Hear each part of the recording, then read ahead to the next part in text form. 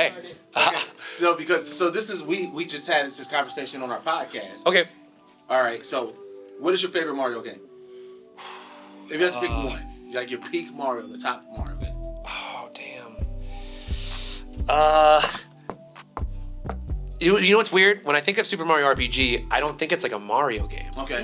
It's really It feels like, because I play a lot of like Square Enix, like Square get like Final Fantasy, obviously, you know, Chrono Trigger is my all-time favorite game. Okay. So I love JRPGs. Okay. And as much as I want to say Super Mario RPG, it doesn't feel like a traditional Mario game. Okay.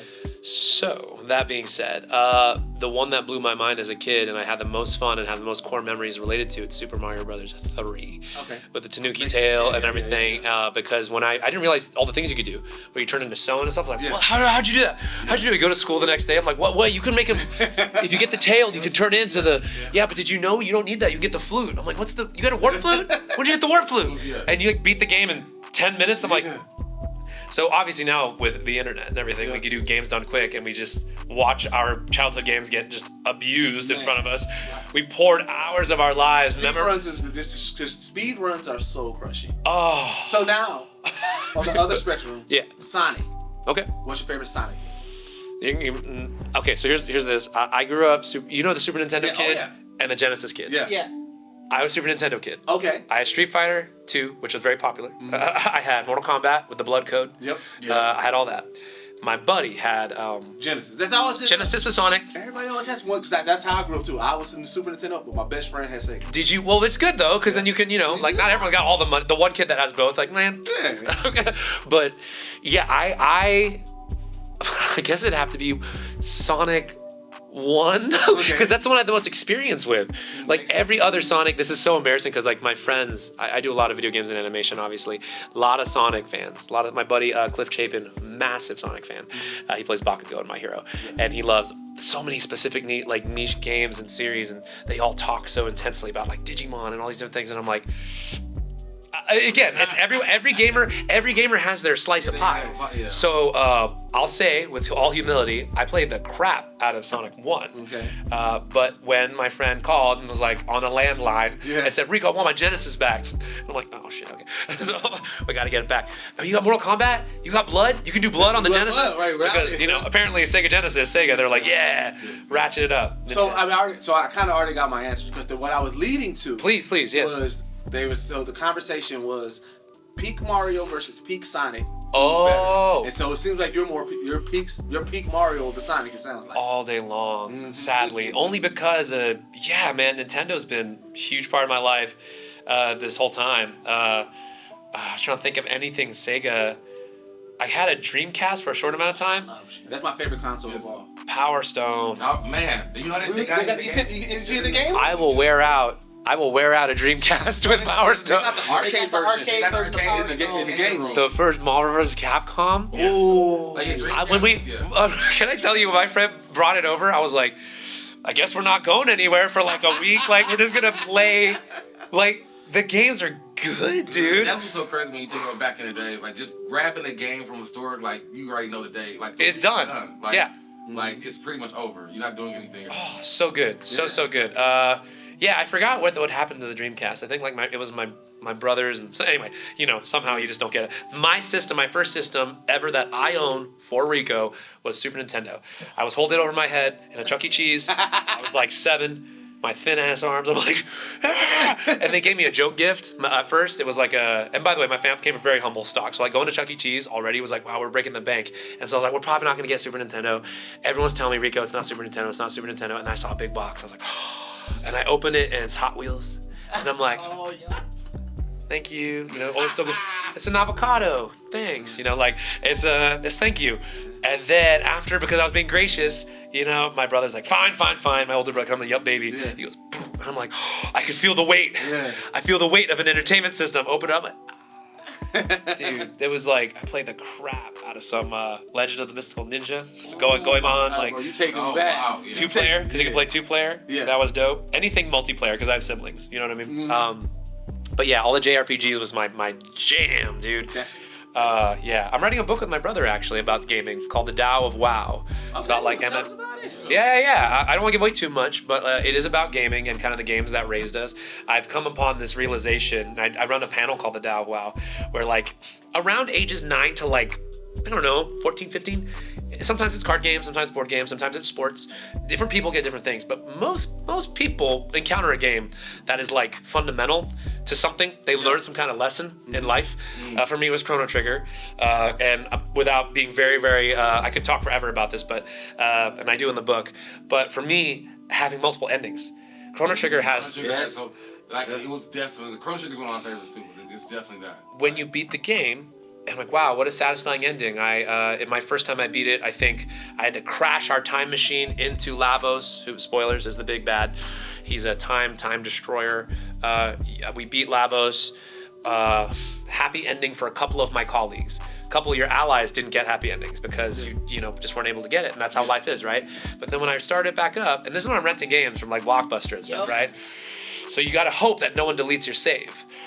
Because if someone named Chrono penis in caps, I'm like, man, that guy don't respect the game. Delete that. I don't care if he's level 99. He's got Game Genie. Right. We don't care. So like, I would rent and hope that my save was still there, but man, it said New Game Plus. And I was like, New Game Plus? What are you talking about? It starts the game over.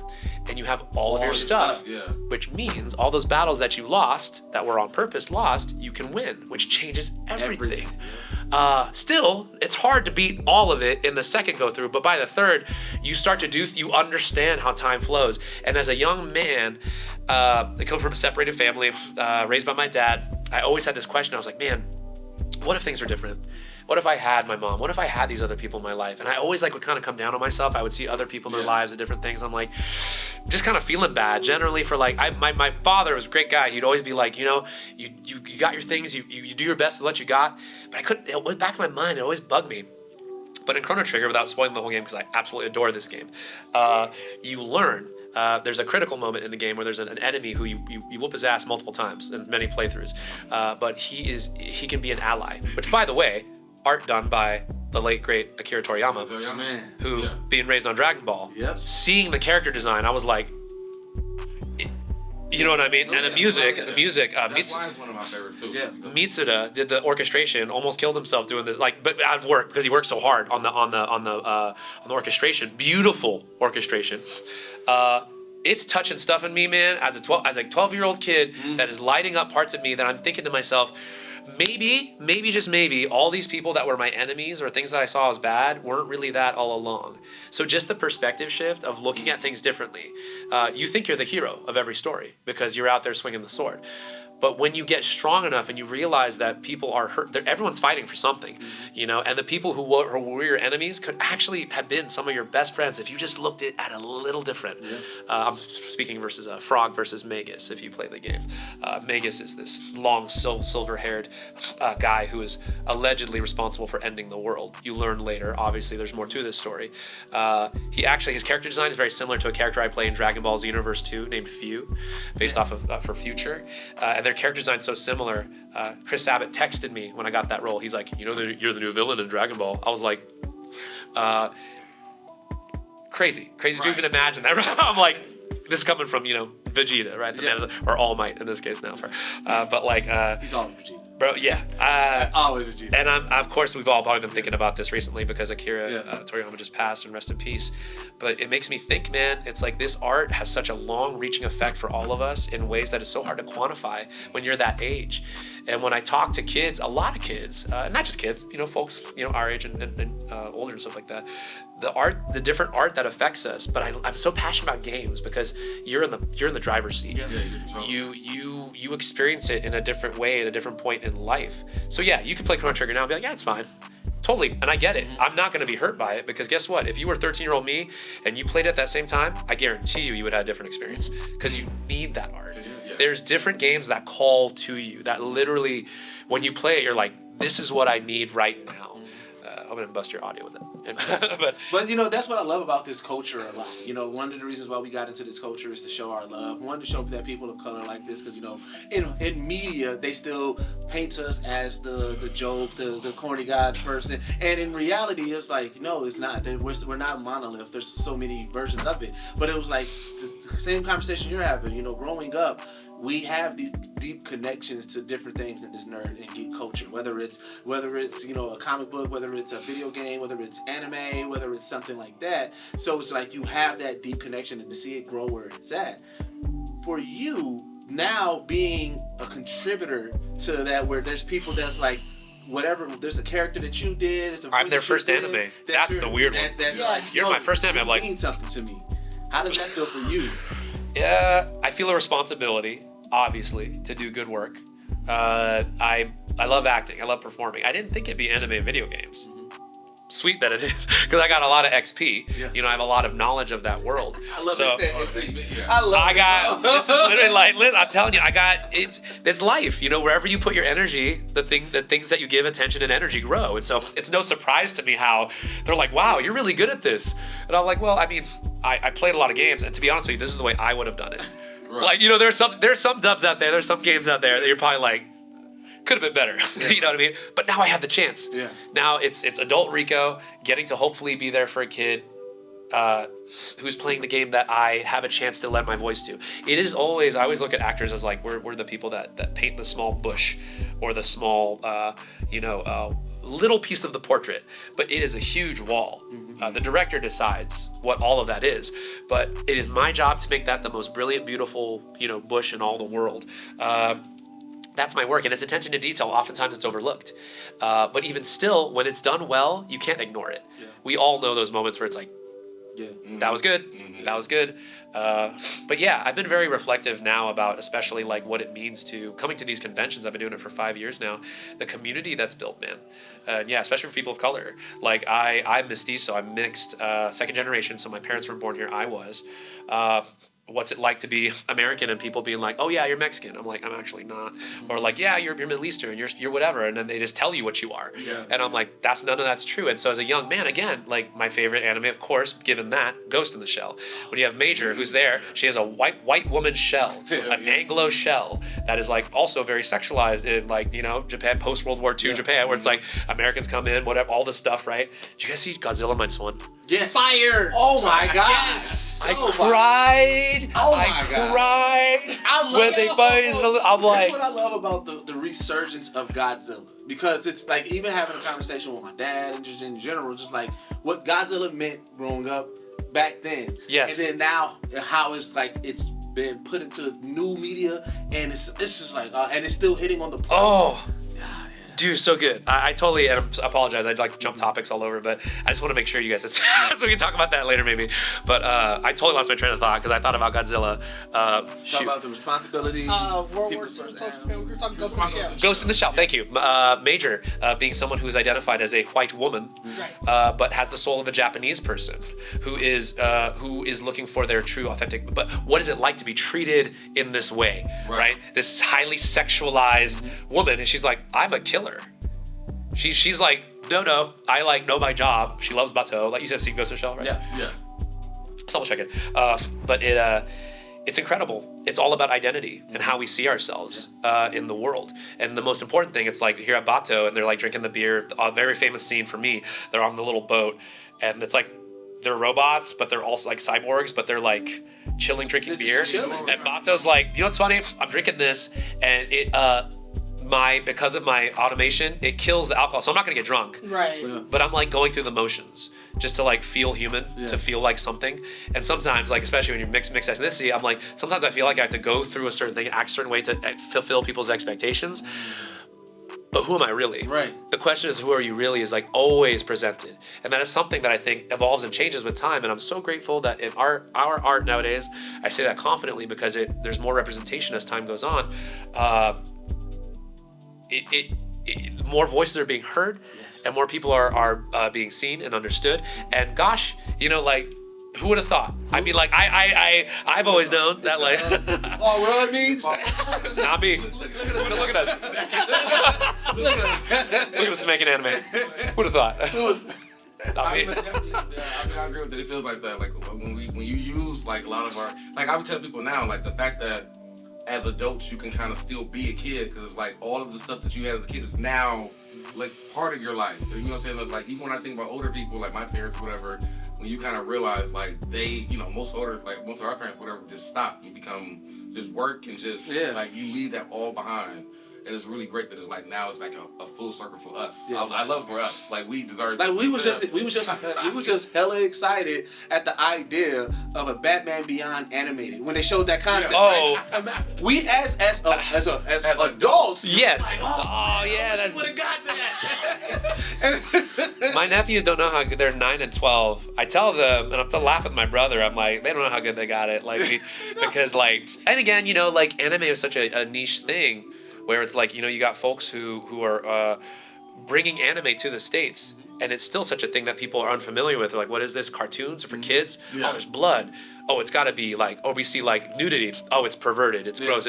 But it's like, do you guys realize that the reason why animation is the most free medium, especially like if you imagine in Japan, you're not allowed, censorship's massive there. So what happens when you put so many constraints on a people that are so creative, and the only real outlet outside of music, which also every freaking OST, you know what I mean? Excuse me. It's like slabs, you know what I mean? The music is fire, right? Our content you can cut. Okay, great. Well, I just like to. I know. I get you. I just want to ask you right now. Let you know. Thank you. If you get passionate, you got to censor yourself. But like, imagine you pressurize a place where it comes out in art. Yeah. And so the colors are vibrant, and the action is visceral, and the blood shoots out as a cow. You're like, what the hell was that?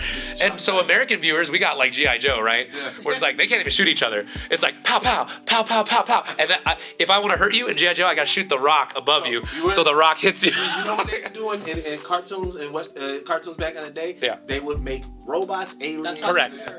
That's how they. The Sentinels. Yeah, Sentinels, because that way you. Gene. That way they can shoot somebody and they can actually shoot and go through. Yes. Otherwise, and even then they used to go with lasers. That's why you always see not bullets. Correct. Yeah, and stuff like that. So I wanted to go back to a thing that you said. So you said that look at us now, like you're doing voice acting. However, you said that you never thought that was going to be your path. What was your original path that you wanted? I just wanted to be an actor. Okay. So I imagine it was theater, film, maybe if I was lucky, like. In my youth, I wasn't half bad to look at. I thought maybe I got some Disney callbacks when I was moved to Hollywood at 17. Didn't know what a headshot was. It was really hard path. But like when voiceover showed up, I was in Dallas, Texas. Sorry, I have to quickly say I made that Wolverine joke. I'm so excited for Wolverine and Deadpool. But also, my friend Isaac just got cast as Bishop in the new X-Men animated. Wow. Which I wasn't hyped because also, I'm like, what are you doing? As I get rug burn sliding into because I want to get a good seat in front of the freaking TV to watch a replay. I'll watch the rerun. But my friend Isaac, we worked at Disney. He plays Bishop, which I thought would. Fire. I cannot wait for that to come out. Me too. Oh I'm ready for the memes. I'm rewatching it right now to get prepared for it. Gene. Anyway, sorry. Go back. You was in Dallas. Thank you. This is my brain, y'all.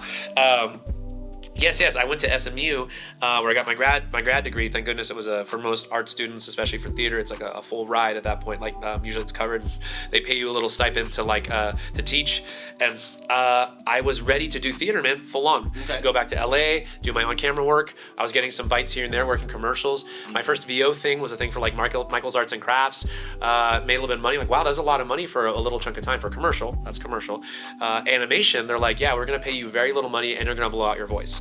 I was like, but I like animation. That's really fun. I'll try and do it. Like anime specifically does not pay well at all. And so, especially at the time prior, because it's like the turnover and the rate, like you have to, and even stateside, it's like, I hate to date myself, but like this is back 2009 where I'm like, yeah, $20 to just shred my voice yelling at like a crowd. Yeah, I guess I could do that. I have to teach tomorrow though, so like I can't like destroy it, but like I know how to do it. So, but then as time has gone on, and obviously more people support the medium, people start to get remunerated better, and it starts to be seen as a more viable like thing. It's really exciting, man. I did not. Brina Palencia, she plays Minetta in my Hero. She's I like to lead with that because she's like this beautiful woman who you would not think the voice of Minetta comes out of this person. She's also CL and Black Butler, many things. Yeah. We met on a movie set for a movie called All the Wrong Friends. It's on Amazon Prime. It's a B movie. It's not very good, but I apologize. I'm not apologizing for it. It's just we made it. It was like a student film that turned into a B horror movie that apparently people be watching it on Amazon Prime. We gonna check out and talk about the podcast. Anyway, please, you guys, you'll see Brina and myself. So, but that said, we met on set, had a really hard shoot day, like 16-hour shoot day, super tired. The place we were shooting in Oklahoma got flooded, so we had to move our base camp. We went into this cabin. It's got like black widows in there. It's like really uncomfortable, cold. I'm like sitting there like, oh, I'm so effing tired. We gotta finish shooting this movie. So I'm outside by a swing set playing guitar, just trying to like mellow. And Brina comes out. She's like, oh, you play music? Cool. We started chatting. She goes like, hey, do you ever audition for Funimation? And I was like, what's that? And she's like, oh, it's like, you know, oh, Funimation. Yeah. That was the beginning, dude. That was like 2009, 2010. And like, it was like one of the little, and I mean, yeah, it wasn't like, you know, it's work. It still takes time to build and understand the thing. But who would have thought just that one thing? I booked one role and I was like, cool, that was fun to do. Back to the grind, you know, keep on doing other stuff. And so, yeah, I don't know at what point the turnkey happened, but I guess it was like directors or whoever had a talk and were like, yeah, this person can do this. And you build a reputation and your work is consistently good. I always like to say your work should always be good. Always good. 25% of the time, I'd say like 40% of the time it should be like excellent, and then 10% of the time it's out of this world. Like you have to, like, you should always be having that thing where you just crush it, and people are like, that's the art I want to make. I want to be able to do that all the time, but that's not like, you know, you don't go to watch whatever, you know, LeBron to be good 50% of the time. You want her to be amazing all the time, you know. Anyway. So making that transition to the voice acting. Yes. So I know, you know, a lot of creatives and just general, you know, you have that moment where you do have imposter syndrome until you feel like you're here, right? So did you come in immediately like, I'm here, or was there a role specifically where you had your crushing moment where you're like, okay, now I'm good? Dude, I struggle with the whole imposter syndrome thing. I have a lot of friends that identify with it. I don't get it. For me. Because I'm like, we're here. Okay. We're doing it. You're an actor right now. If you're an actor, get ready, saddle up, let's go.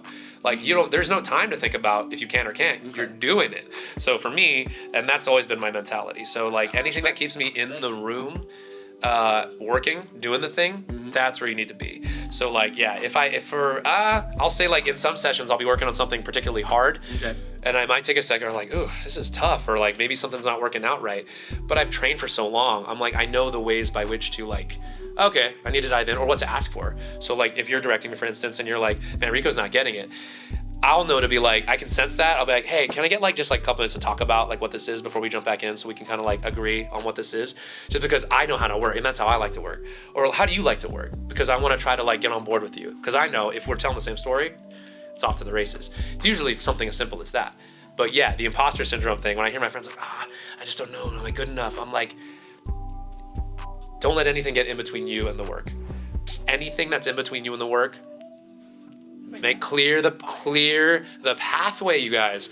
You need to bring this closer to the work. If this is far away, if there's anything in the way, it doesn't belong there. It doesn't belong there, including any doubt.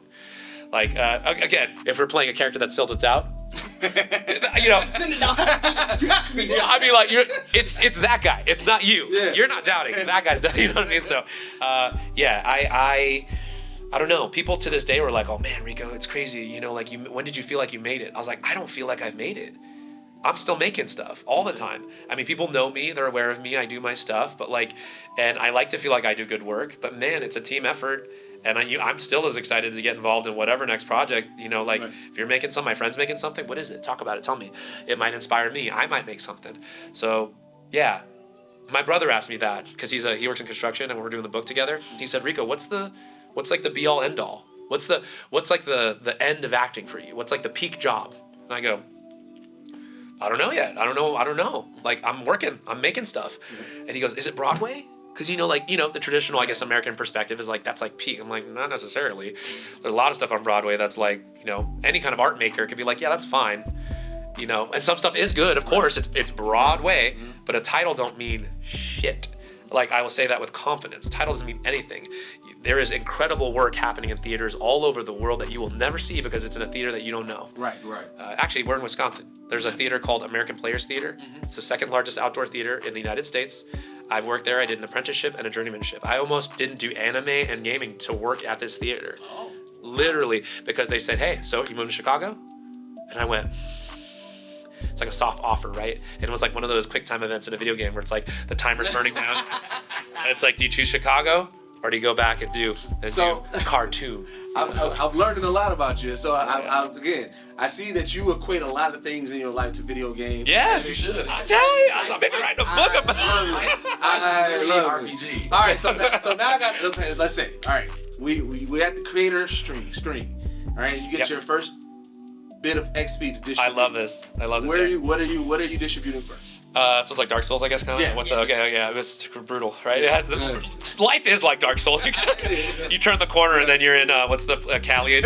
You're like, oh my God, I shouldn't be here. There's a dog that's like, oh, I summoned my friend. First points for me, for some reason, I benefited a lot from the Riz, from the charisma. Okay. Being able to communicate. I can definitely see it. Being able to communicate is important. I've always played rogues in my life. Okay. So like dexterity is so important.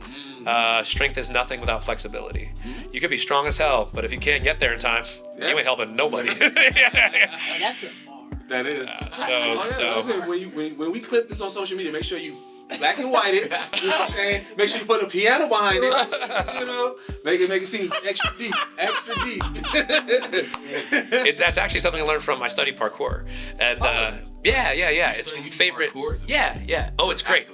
It's real good. It's parkour is gracefully and with the least amount of energy making it from point A to point B.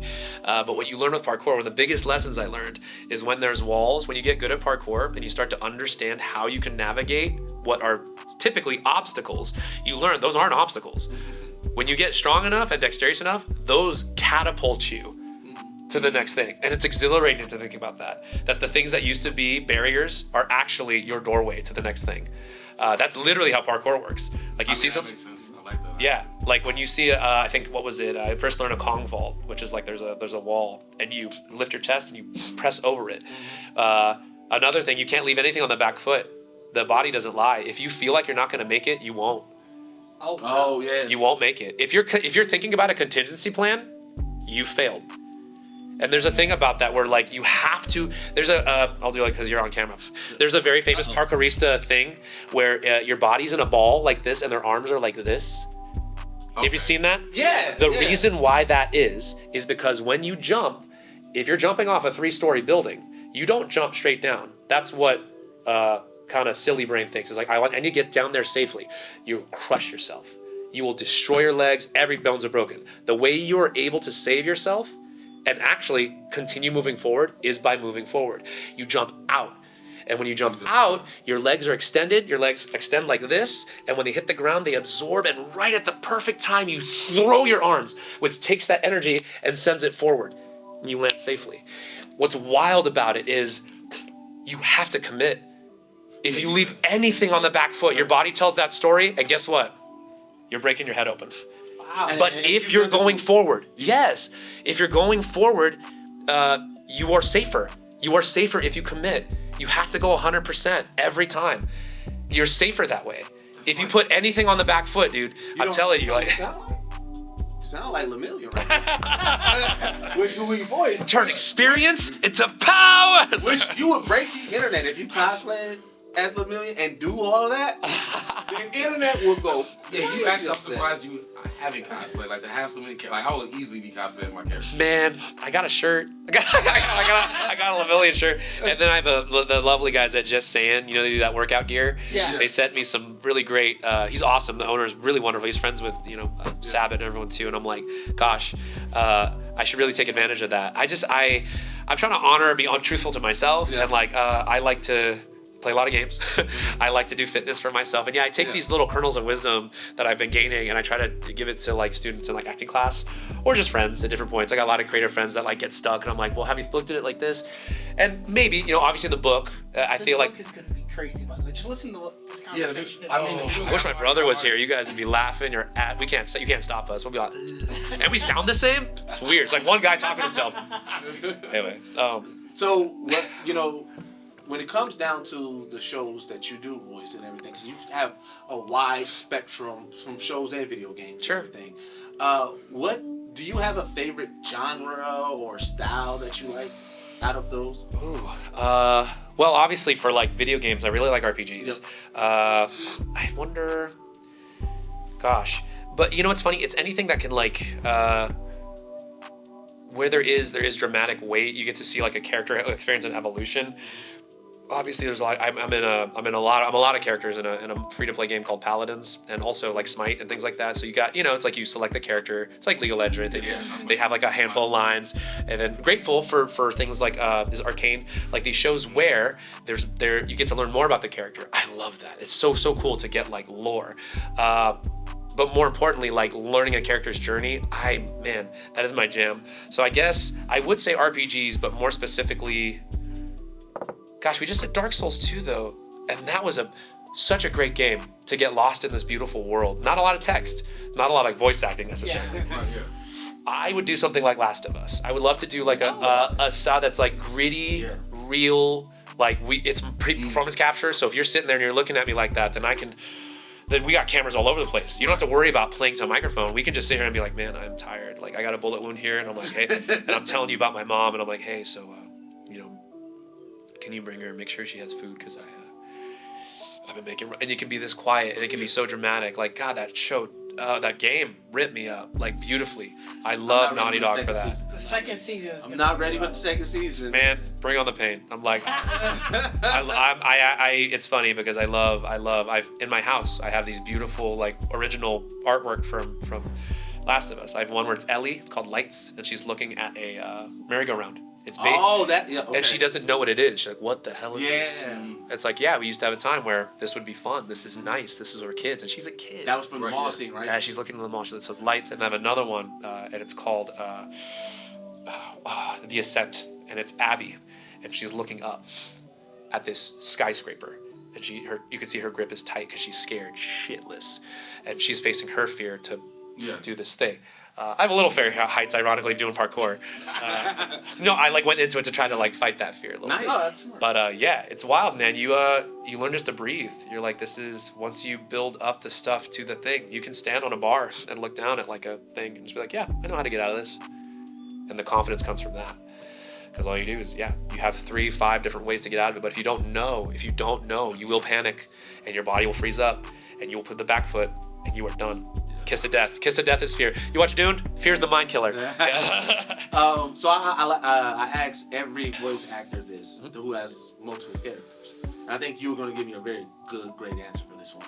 So, if you had to do a buddy cop movie with 2 characters that you voiced, which 2 characters would it be? That's fun. I did a buddy cop anime called A Millionaire Detective. It was real good. In the Japanese, my character Haru Kato was voiced by Miyano Mamoru. He's contestably the best voice actor in Japan. He's a treat to work across her because he's so good, dude. So get to hear his performance. I try not to let the performance affect me too much, but sometimes they're just so stinking good. I'm like, let's take your soul. We gotta go for a ride, bro. Let's go. Ura-chan. I met him. He's the lead in Blue Lock. He just won #1 voice actor. Yeah, like the other day. Congrats, Ura. But yeah, he every once in a while, I'm focused on my work. I'm doing my work because it's English and I'm working on my stuff. And I hear his spirit as we're working together. Sometimes he'll do something and I'm like, I have to dig it. I'll take it. Let's go. And other times I'm like, I need to fire it up. So we have, that's why it's a treat. We get things dubbed in so many languages. My heart, dude, for Akira Toriyama, as Dragon Ball, all the different Dragon Ball dubs, dude. Sorry, bring me back to the base. Buddy Cop. 2 of the characters. Right away I thought of Mirio, obviously. But if they're cops, I want Mirio without his quirk. So it's like quirkless world, but it's Mirio. You'd be funny, like Nozel from Black Clover. So he's like the higher rank, and he's just trying to talk down. He's constantly deprecating Mirio, but so Mirio's infinite positivity the whole time. He would be the rookie. Yeah. You got the rookie in the vet? You got the rookie in the vet. Yeah, that's it. He'd definitely be the vet. And Nozel says, I'm getting too old for this shit. Mercury magic. That's actually hilarious. I knew he was gonna give a good one because he's also silver, so you be gray. You play the gray off. You know what I mean? Yeah, funny. So you said obviously like I said, huge fan of Toriyama. And growing up and with his unfortunate passing, but you did have the pleasure of working on part of the properties with Dragon Ball Super being. Yeah. And What was that like being a part of that? I know you said that you had the shock because of Chris giving you the call, texting you or calling you, letting you know. But how was that being a part of something that you grew up on? It's a strange thing, man, because being an actor, it's your work, right? Yeah, and I'm very. There's a really lovely book called The Empty Space by Peter Brook. It talks about different kinds of actors, and one of the ones that I ascribe to, and I feel like there's a responsibility to being an actor. It's called the holy actor, and I'm not gonna talk about it too much. Other than that, it's shamanic, where I'll go through all this pain and I'll do all these things because I'm doing it for my tribe. I want people to be able to experience it in a way, but I have to be completely available for that in order for people to have that experience. It's I give hope to others, I keep none for myself kind of thing. It's a very I'm at the mercy of the art. I give it to that sort of perspective. When I heard about getting cast first I was Thief B in Dragon Ball with my friend Jim Ferranda. He was Thief A, and Krillin always be chasing us everywhere. I was just tickled. I was like, this is so funny, man. That I'm this guy, and it's the same guy. He's got this weird Bronx kind of there he is. He's going. Yeah. I'm like, oh, here he comes. We gotta go. And then the Super Saiyaman rolls up, and it's everybody's like, Saiyaman is here, and I'm like, we would have got away with it too, kind of thing. It's super, almost Scooby-Doo-esque. Yep. So. What a treat, right? And then a few is this scientist who works with bending time and going through portals, which I don't know what Daima would have been, considering that there's maybe an element of time that Toriyama would have had in the pocket for that, because no spoilers for nothing, because I can only what's the word, conjecture. I can kind of just guess at whatever, but I'm like, man, if you look at these big properties like Infinity War and stuff, and they're like, well, what if we F with time? How cool if at the end of Daima all of a sudden the gate pops open and there's Trunks, and Few rolls out really quickly, and Trunks is like, get back here, wait, who are you? Because they don't know Trunks, right? It's how I literally give myself goosebumps all the possibility, because we as fans have done this already. We've written so many different possibilities. You know what I mean? And that's why there's all these beautiful card games where we can play against our different people. Ichigo's fighting, Mirio, whomever, in these different card games. So fun. Yeah, dude, it's an honor, obviously, but at the time, it is my work. So I take it very seriously, and I'm always leaving it all out there. I'm always putting it, and then later, when it's done, I can look at it and be like, oh, that's cool. But while I'm in it, I can't leave any. If that's in the room, no, I can't do. I can't even think. In fact, people were like, would you like to work on a Chrono Trigger dub? Would you? Because my all-time favorite game. I was like, I don't think so. It's too close to my heart. It is too important to me. I want to be able to have this as something for me that is out there. And if I become a part of it in that way, I can't have this relationship anymore. Yeah, I get you. If that makes sense. Even Final Fantasy. I love Final Fantasy VII. And my buddy Tatum just got cast as a new Sid. And I was like, oh, damn it. I love it. I'm so excited, but I'm I hear my friends' voices, and I'm I love their work, by the way. They're so good. Everyone's so good. Please, they'll understand when I'm saying this. It's and hopefully you guys too. It's because it's so close to my heart. Yeah. Yep. The story's so important to me. I know they're going to take care of it, but when it feels almost like a... It's hard. I get what you're saying. You know what I mean? Okay. This is my brother. This is my guy. Yeah. Things that I love, if they're in it, I'll still love it, but I'm oh, I hear Dish, or I hear Bakar. You still, no matter what, it's that's your friend. And so it's a level or something. In order to enjoy it, I have to really forget. Yeah. I definitely get what you mean. Yeah. And because it's so close. Yeah. If it was an objective thing, maybe something that's it's whatever, you're watching so-and-so, cool, I'll watch it with you. Yeah, I love it, whatever. But this is I'm telling you guys, I'm confessing to you, deep, and working on this book, I've revealed so much of the art that has affected me in my life. Toriyama, definitely. Yeah. Goku's in the Macy's Day Parade, y'all. Yeah. Man. He's in the Olympics. He was in the Olympics. Luffy couldn't hang. His hat broke. Goku, look at all that hair. He made it all. His hat turned to a bucket hat. I'm not gonna lie, I wanted that bucket hat. That was, I know, everyone. That was a great marketing idea. You should have sold deflated. I would have for sure bought. Oh my God, you would. Yeah. Anyway. So obviously, like I said, now you're on the con circuit. You're going to all these conventions. Sure. Meeting people cosplaying characters that you did. How was that for you? Oh, so exciting. Again, there's a separation. Mm-hmm. So I see, I'm like, oh, you like that character too? I love him too. And like people sometimes like, you're Mirio. I'm like, I'm not. I did have a crazy story about like saving a little girl's life once. Like right before recording the episode with Ari, I had this crazy CPR story where there was a dead girl in front of us and we did CPR. I did mouth to mouth. My buddy did chest compressions. This is during an acting class. I thought this girl was dead. She was purple, blue, wasn't responsive. We kept doing CPR. Brought her back. Excuse me, I was congested. I'm like, start crying. No, it's just my allergies. Excuse me. We brought her back.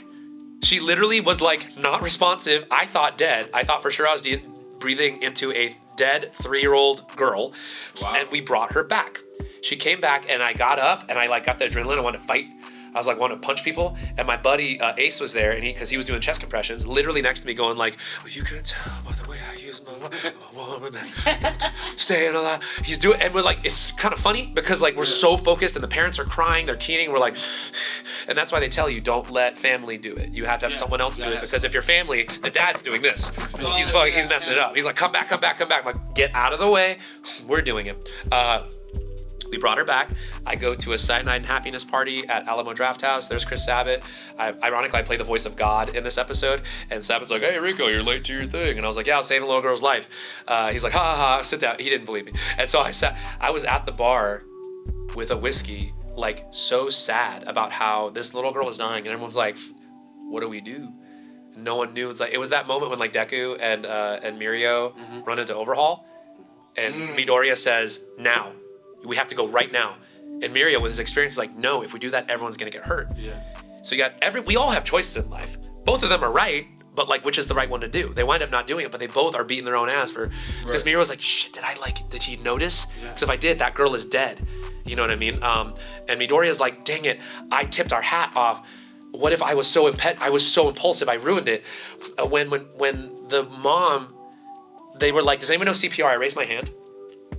And everyone looked at me, like 25 people all went. And I was like, but it's expired. I don't know why I said that. It was expired, and I'm a teacher, so you have to be CPR certified. But everyone's like, okay. And we're looking at each other. We don't have a Good Samaritan law in Texas. So it's like, if you give CPR to someone and you F it up, you are liable. Oh. So just so you know, there's like, we're not waiting. We're waiting until, and there's this girl dying in front of us. She's dying. Right. And everyone's sitting there. We're not sitting. Everyone, you can feel the energy in the room. Everyone's like, you know, I talked to there's like a hotel we're at, and like, we are not allowed to do anything. We called 911, they're coming. And then the mom screamed. I still feel it to this day. Like, it shocked me. It was like when Midori got shocked in that, I swear, it was real, you guys. It felt like someone, I've been tased before, like, not like by a cop, or like ex-cop. He was doing it for fun. But he shocked me in the tailbone. The mom screamed, "Someone do something!"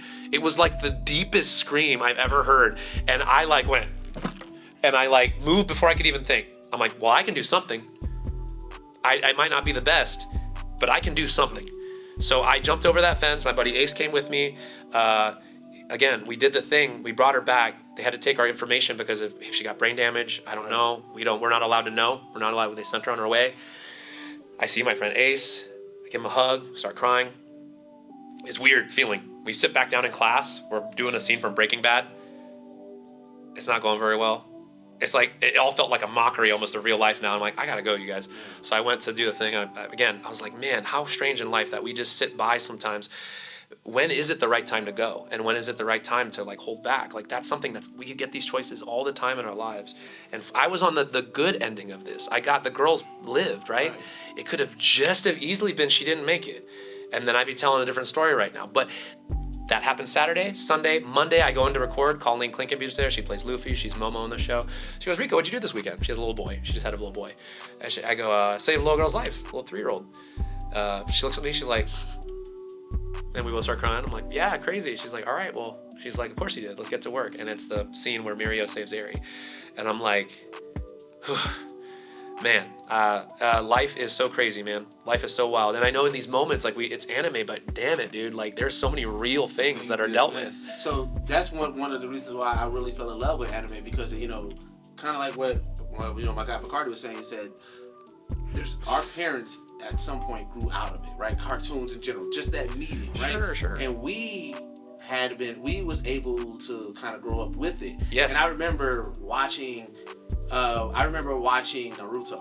And I love Naruto. and when the village embraced them, and I'm seeing grown people cry over this, and I said, no, this is not the same cartoons I grew up on. Yeah. I said, this is something different. And you see the I had emotion. a different reaction to You that. see the emotional aspect of it. Just well, I see Akatsuki. What is we all have a Naruto moment. When was the moment that you were like, all right, I'm gonna watch this? Did you each have one? Because I got a clear moment where I was like, all right, I'm in. Mine. Ooh. And- Mine. It could be whenever. It could be when. Mine was when Rock Lee dropped the.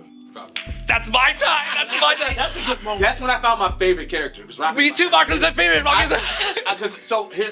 I was all on the Naruto train, and I wanted to see Naruto triumph. Right? Sure. Then when they got, and so I'm very like out of ground level. Like a lot of my favorite character in DC is Nightwing. You know. Oh yeah, that was great. You know what I'm saying? So Sure. I always like the people who are raw. Ralph is my favorite Ninja Turtle. You know what I'm saying? Oh, So, yeah. Yeah. So when Rock Lee came, and I was like, ooh, something about him. And then when he dropped them weights, and I said, hey, I don't that's think, my guy. I don't like this. They're like Naruto's my That's all-time his favorite. That's his all-time favorite. So there isn't, but I don't think I still have never found a scene that was more like changed my whole view of the anime than the waist dropping. When Rock Lee, he takes him off, everyone's laughing at him. Like, what an old school thing. When he moves, because it's taijutsu, Yeah. he's literally the epitome. He's very much like Mirio. He does what he can with what he has. Yeah. But when he takes off, do you know the sound that played was the sound of a fucking rocket taking off? It goes, like, Yeah. it's like letting a bottle rocket off. So when Rock Lee's like, oh, thanks, dude. Boom, you're like, what was that? And literally Gata, who's used to seeing all kinds of people, is like, What? Yeah. What it like? Say Is this magic? Like he's like, it's squats. It's 10,000 squats. The funny thing is, like, so I know the moment where I said, "Oh, this is a goated anime," and it was the whole when Pain came in because I was like, I literally felt pain during that arc. Oh my god, that broke me. My brother's favorite character is Neji. And we, like I told you, it's one of my father, military family, very complex relationship between like family. My brother's like, no, I'm Team Neji. He's like, you know, and there's something for him in that relationship of being like, I'm still gonna do my duty. He's like the older brothers. I'm gonna do this thing even though I'm not respected, not loved, not cared for. I'm gonna find it in other ways. I'm gonna be the best at this. He only has one little tiny, he does so much at once, and this one tiny vulnerability.